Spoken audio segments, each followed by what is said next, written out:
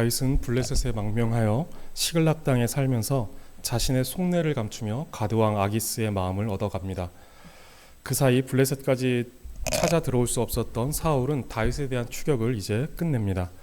그리고 28장에 들어오면서 블레셋과 이스라엘은 또다시 전쟁을 시작하려고 합니다. 그때 아기스 왕은 다윗을 그 전쟁에 참가시키려고 하는데 그의 충성심을 확인하려는 것입니다. 근데 이제 3절부터 28장 마지막 절까지 보시면 지금까지 계속 다윗에게 초점을 맞추고 있었던 어떤 성경의 렌즈가 이제 잠시 다윗에게서 사울로 옮겨집니다. 사울을 비추고 있는 것이죠. 성경에 종종 이렇게 문맥의 흐름을 끊고 나오는 이야기들이 있는데 보시면 이제 28장 1절과 2절 뒤에 그다음에 29장 1절이 이어지는 게 자연스럽습니다. 근데 그 사이에 지금 사울의 이야기가 끼어들고 있는 것이죠.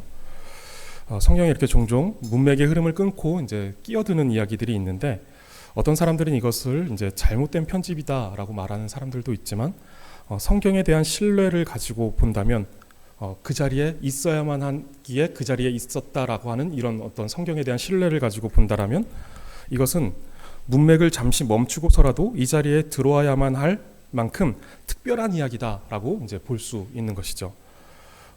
이제 28장의 내용, 사울에 대한 내용이 그만큼 이제 또 우리에게 특별한 메시지를 주고 있다라는 것을 우리는 생각해 볼 수 있습니다.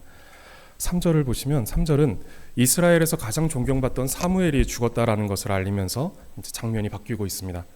그리고 알려주는 것이 사울은 사무엘이 죽은 후 신접한 자와 박수를 모두 쫓아내었다라는 것을 이제 우리에게 알려줍니다. 이제 이후의 내용에서도 알게 되지만 사울이 이렇게 한 것은 그의 신앙이 갑자기 성숙해지거나 막 좋아져서 종교 개혁을 단행한 것으로 보기는 힘듭니다. 사울은 사무엘의 죽음을 계기로 삼아 종교적 권위와 또 신앙의 순수성을 과시하여 자신의 어떤 지도력을 확장하고자 한 것으로 이제 우리는 볼 수 있습니다. 그리고 얼마 후 사울은 블레셋이 전쟁을 하기 위해 진을 치는 것을 보게 되면서 두려움에 사로잡힙니다. 그래서 사울은 하나님의 뜻을 묻고자 그리고 전쟁에 대한 도움을 구하고자 하나님께 기도합니다. 하나님께 묻죠. 그런데 하나님께서는 어떤 방법으로도 응답하지 않으십니다. 앞서 이제 지난주에는 우리가 다윗이 어떤 결정을 할 때 기도하지 않고 상황에 따른 자기 판단으로 결정해 나가는 것을 보았습니다. 잘못된 모습이었죠. 그럼에도 하나님은 자기의 어떤 택한 백성을 은혜로 붙들어 주시는 것들을 우리가 보았습니다. 그런데 오늘 본문에는 전쟁을 앞둔 사울이 하나님의 뜻을 묻고 도움을 구하는 것을 보게 됩니다. 그런데 그런 사울의 기도에 하나님은 아무런 응답도 하지 않으십니다. 기도는 아무에게나 허락된 것이 아니라는 것을 우리는 생각해 볼 수 있습니다. 아무나 기도할 수 있는 것이 아니다라는 것이죠. 아무나 기도한다라고 하여 하나님께서 그 기도에 응답하신다라는 것이 아닙니다. 아무나 무슨 주문 외우듯이 아니면 공부해서 그럴듯한 기도문을 만든다고 하여 할 수 있는 것이 아닙니다. 마태복음 6장에서 예수님은 이제 기도에 대해서 가르치시는데 예수님은 이 기도에 대해 말씀하시면서 기도하는 사람을 이방인과 또 하늘 아버지를 둔 이제 자녀로 이제 구분합니다. 이방인의 기도와 자녀의 기도를 이렇게 말씀하시는 것인데 이방인에게는 이 기도가 허락되지 않습니다. 그러나 자녀에게는 있어야 할 것을 다 아시는 아버지가 계시니 염려하지 말고 하나님의 나라와 의를 위하여 기도하면 다 채워주시겠다라고 약속하십니다. 그래서 이방인은 아무리 많이 기도하고 구체적인 필요를 구해도 응답되지 않습니다. 하나님께서 그 기도에 응답하시지 않는다라는 것이죠. 하나님은 그들의 아버지가 아니기 때문에 그렇습니다. 그러나 자녀는 기도하지 않는 어떤 필요들까지도 응답받습니다. 내가 굳이 다 일일이 구체적으로 나열하지 않은 기도의 제목들까지도 하나님은 응답하신다라는 것이죠. 우리가 날마다 하나님 태양을 나에게 그 태양을 공급해 주십시오라고 하지 않으셔도 기도하지 않아도 하나님은 공급해 주신다라는 것이죠. 우리가 어떤 필요로 하는 비, 공기 우리가 날마다 매일 순간순간에 기도하지 않지만 이런 것들에 대해서도 하나님은 끊임없이 우리에게 공급해 주시는 분이시다라는 것입니다. 하나님은 사울을 버리셨기 때문에 하나님은 사울의 기도에 응답하지 않으십니다. 굳이 하나님께서 그에게 응답하신 것을 찾아본다면 그의 죄악에 대해 심판으로 응답하십니다. 사울은 마치 하나님을 찾는 것 같아 보이지만 하나님이 응답하시지 않자 자신의 정체를 드러냅니다. 곧바로 신접한 여인을 찾아 나선 것입니다. 분명히 사무엘이 죽었을 때 그는 신접한 자와 박수를 모두 쫓아냈으면서 다시 그 신접한 자와 박수를 찾아 나서는 것입니다. 그가 단행한 그 일들이 진실한 신앙의 결단이나 개혁이 아니었다라는 것을 이제 보여주는 것이죠. 레위기 20장 27절을 보시면 남자나 여자가 접신하거나 박수무당이 되거든 반드시 죽일지니 곧 돌로 그를 치라. 그들의 피가 자기들에게로 돌아가리라 라고 말씀하고 있습니다.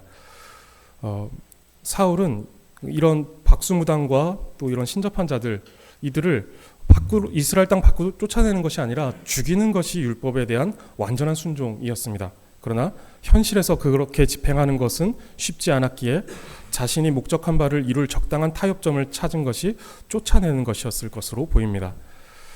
우리에게 반복되는 죄가 있을 때 우리는 그 부분을 완벽하게 차단해야 하는데 죄가 주는 쾌감과 죄에 익숙함에서 오는 편안함 그리고 죄를 끊어내는 그 과정에서 갖게 되는 불편함과 괴로움이 싫어서 적당한 거리에 가져다 놓고 도저히 안 되겠다 싶으면 그 죄를 다시 찾는 모습을 우리가 보게 됩니다. 이것은 비겁한 눈속임일 뿐 죄를 회개했다거나 그 죄를 버린 것이 아닙니다. 우리는 이 죄에서 자유함을 스스로 누릴 수 없습니다. 그래서 우리에게 필요한 분이 예수 그리스도이십니다. 나는 이 죄를 버렸다. 나는 이 죄를 완벽하게 회개했다라고 생각할 수 있을지 모르겠지만 그러나 우리는 또 어떤 계기를 통해서 또 그 죄를 다시 반복해서 찾게 되는 그런 일들이 우리에게 반복된다는 것이죠. 그래서 우리는 이 죄로부터 자유로워지고 우리가 다시 그 죄를 찾지 않을 수 있는 방법은 우리 스스로에게는 없고 우리의 죄를 대신하여 십자가를 지신 예수 그리스도께 있다라는 것입니다. 그리스도만이 죄의 종노릇하며 그 죄를 벗어나지 못하는 우리를 죄로부터 자유케 하실 수 있습니다. 그래서 우리는 이 죄에 대해서 철저하게 그리스도를 의지해야 합니다. 사울은 비겁함 눈속임으로 신접한 자들을 쫓아냈지만 그들에게서 완전히 벗어나지 못했습니다. 결국 신접한 자를 다시 찾아가는 것이죠. 사울이 신접한 자를 찾아가서 요구한 것은 이미 죽은 사무엘을 불러내라 라고 하는 것입니다. 초혼이라고 하죠. 죽은 사람의 혼을 불러오는 것을 말하는데 사울이 지금 이것을 요구하고 있는 것입니다. 가서 사무엘의 영혼을 이제 불러내라 라고 하는 것입니다. 여기서 이제 우리가 하나 분명하게 짚고 넘어가야 될 것은 초혼이라는 것은 우선 이제 신명기 18장 11절에서 보시면 초혼자를 너희 가운데 용납하지 말아라 라고 하면서 이 초혼이라는 것 자체를 성경에서 이제 하나님께서 금지하고 있다라는 것을 먼저 알고 계시고 또 이것을 신학적으로 우리가 보게 되면 사람은 죽으면 즉시로 천국 혹은 지옥으로 가게 됩니다. 그리고 그 천국과 지옥에서 이 우리가 사는 이 산 사람이 있는 이 곳으로 어떤 소통이나 아니면 왕래를 할 수가 없습니다. 그래서 이제 단정적으로 말씀드리면 초혼이라는 것은 하나님이 허락하지 않으실 뿐만 아니라 그것 자체가 불가능한 일입니다. 간혹 교회에서도 이런 이야기들을 하시는 분들이 계세요. 소위 구천을 떠도는 귀신을 이야기하는 분들이 계신데 종교 사기꾼들이거나 신학적 무지로 사탄의 속임에 넘어가 교회와 성도의 신앙을 혼란스럽게 하여 신앙의 초점을 망가뜨리는 것입니다. 이런 것들은 우리의 어떤 호기심을 자극하죠. 그래서 이것들에 관심을 갖게 만드는 것인데 우리의 어떤 신앙의 초점이 하나님께로 맞춰져 있어야 되고 우리의 신앙이 하나님을 바로 섬기는 것에 있어야 한다라면 이 사람들은 자꾸만 이상한 쪽으로 가서 그런 것들에 우리의 마음을 빼앗기게 만드는 것이죠. 우리의 신앙이 마치 귀신을 내쫓는 것에 있는 것처럼 초점이 거기 있는 것처럼 우리를 현혹시키는 것이 있는데 그러한 일들은 없다라는 것을 물론 이제 귀신을 쫓아내는 것 뭐 이런 것들은 있죠. 예수님께서도 귀신을 쫓아내셨고 실제로도 그런 일들이 나타나고는 있는데 구천을 떠도는 영이라든가 죽은 사람의 영을 불러낸다든가 이런 것들은 이제 없다라는 것입니다. 오늘 본문에 대한 해석도 저희가 수용하는 범위에서 크게 두 가지로 나뉘는데 가장 많은 지지를 받는 주류적 입장은 하나님께서 특별히 허락하신 예외적 사건으로 하나님께서 사무엘을 보내셨다라는 것입니다. 그 불러낸 그 사무엘이 실제 사무엘이라는 것이 이제 하나의 해석입니다. 이것이 이제 주류적 해석이에요. 그래서 이제 칼빈 등의 어떤 대표적인 신학자들이 이것을 지지합니다. 그리고 일부의 학자들이 지지하는 입장은 이것은 사무엘이 아니라 악한 영의 속임수다라고 하는데, 이 입장은 루터와 또 제가 신학교 다닐 때 조직신학 교재로 썼던 책을 쓴 루이스 벌코프라는 신학자가 이러한 입장을 또 이제 주장합니다. 저는 이제 앞서도 말씀드렸지만 후자의 입장을 더 지지하고 싶습니다. 물론 하나님께는 무엇이든지 가능하겠지만 성경이 금하고 또 신학적으로도 금지된 일반 원칙에 예외를 두면서까지 이것을 그렇게까지 해석할 필요가 있을까라는 생각입니다. 그리고 그것이 본문을 이해하는데 아주 중요한 위치에 있는 것도 아니라면 굳이 성경이 말하지 않고 또 신학적으로도 잘못된 그런 것들에 예외를 두면서까지 해석할 필요는 없다라는 것이 이제 제 생각입니다. 돌아와서 다시 그 신접한 자가 사울의 요구대로 하다가 사무엘을 불러 올렸고 사무엘이 사울을 질책하는 장면이 이어집니다. 여기서 나타난 사무엘은 앞서 말씀드렸듯이 이제 진짜 사무엘이라고 보기에는 무리가 있어 보이고 무당들이 사용하는 초혼이라는 사탄의 기만적 환영으로 볼 수 있습니다. 물론 하나님의 예외적 허용이라고 이해하셔도 무방합니다. 다만 그렇다고 하나님께서 이러한 방식을 허용하신다고 생각해서는 안 되고 초혼이라는 것이 가능한 일이구나라고 생각하셔도 안 됩니다. 이것은 분명히 금지되어 있고 이것은 이제 성경이 신학적으로 허용되는 일이 아닙니다. 불가능한 일이다라는 것입니다. 본문이 말하고자 하는 것은 초혼에 대한 것을 말하려고 하는 것이 아니라 사울이 신접한 자를 찾아간 그 불신앙을 지적하려는 것이다라는 것을 이제 생각하면서 요 초혼이라는 것에 대해서는 이렇게 생각을 한번 그냥 잠시 해보시고 이 본문에 대한 이해는 다시 해보시면 좋을 것 같습니다. 본문이 보여주는 것은 하나님께서 응답하지 않으시자 궁지에 몰리게 된 사울이 이제 본색을 드러내는 것입니다. 급한 나머지 하나님의 뜻을 구하고자 무당을 찾아가는 아주 이상한 행동을 하고 있는 것이죠. 하나님의 뜻을 찾고자 무당에게 찾아가는 이상한 모습을 보이고 있는 것이죠. 왜 사울은 갑자기 이런 행동을 했을까요? 궁지에 몰린 사울은 그동안 하나님을 섬기는 사람이라는 가면을 벗어던지고 자기 자신을 섬기는 본 모습을 드러낸 것입니다. 하나님이 아니라 자기를 섬기는 어떤 죄인의 모습을 이제 드러내고 있는 것이죠. 가면을 쓰고 무당들을 다 내쫓을 때도 있었지만 그 가면을 이제 다 벗어던지고 궁지에 몰리자 이제 자기 자신의 어떤 안위를 생각하고 그것에 얽매여 있는 죄에 얽매여 있는 자신의 본 모습을 보여주는 것입니다. 사울에게 있어서 하나님은 자신의 필요에 의해 붙잡고 있던 신에 불과했습니다. 이것이 그가 숨기고 있던 실체였던 것이죠. 자신의 필요를 채우기 위해서 굳이 기독교여야만 할 필요는 없던 것입니다. 반드시 하나님이어야만 한다라는 것이 아니었던 것이죠. 자신의 필요를 위해서 하나님을 붙들고 있었지만 하나님이 응답하시지 않으면 버리고 다른 방법으로 찾게 되는 것이죠. 하나님이 나를 도와주시지 않으면 난 다른 방법으로 나를 도울 수 있는 방법들을 찾겠다라고 하는 것입니다. 교회 안에도 이런 사람들이 있습니다. 신앙의 모양은 모두 갖추고 있지만 실제 그 중심에는 하나님이 없고 자기 자신으로 가득 찬 사람들이 있습니다. 그런데 이러한 사람들이 대단히 나쁜 사람들이 아니다라는 것이 또 주목해 볼 만합니다. 이런 사람들이 의도적으로 하나님을 이용하려고 달려든 사람들도 있을지 모르겠지만 그렇지 않은 사람들도 있다라는 것입니다. 그 사람들은 도덕적으로 윤리적으로 악한 사람이 아니라 그저 죄와의 싸움을 포기하고 하나님께로 중심을 고정시키기 위한 치열한 싸움을 포기한 그 싸움 치열함을 잃어버린 보통 사람들이라는 것입니다. 그리스도인들은 날마다 자기 속에 있는 죄성과 싸우며 그리스도를 붙들고 의지하기를 멈춰서는 안 됩니다. 우리가 잘 알고 있는 사도 바울도 내가 내 몸을 쳐서 복종케 한다라고 말합니다. 그만큼 그리스도인의 내면은 치열한 전쟁터와 같은 곳이 되어야만 하는 것이죠. 싸움이 없는 내면은 그리스도인으로서 바로 설 수 없다라는 것입니다. 그리스도의 내면은 항상 싸우고 있어야 한다는 것이죠. 그 전쟁을 포기하는 순간 하나님의 자리에 자신이 올라가 버리는 것입니다. 그리고 자기를 위한 나의 왕국을 세워나가는 것이죠. 그때에 나의 왕국을 지지하지 않는 하나님을 버리고 나의 왕국을 지지할 수 있는 어떤 신학과 아니면 다른 어떤 수단들을 찾아가 버리는 것이 우리의 악한 죄인된 우리의 마음이다라는 것입니다. 죄가 마음과 생각을 지배하는 것이고 온통 자기를 높이기 위한 일에만 골몰하게 되는 것입니다. 그렇게 되면 하나님은 언제든 다른 무엇으로라도 대체 가능한 존재가 되어버립니다. 왜냐하면 중요한 것이 하나님이 아니라 내가 되기 때문에 그렇습니다. 싸우기를 포기한 사람들에게 있어서 교회는 무당집과 다를 바가 없고, 하나님은 그들을 섬기는 잡신과 다를 바가 없는 존재로 전락해버립니다. 하나님을 이용해서 자신의 배를 채우고 교회를 이용해서 자기 욕망을 채우려고 합니다. 하나님이 나의 마음의 중심에, 나의 마음의 왕좌에 하나님께서 계시지 않으면 우리는 교회를 통하여서 무당집에서 이룰 수 있는 일들을 이루려고 하고, 또 어떤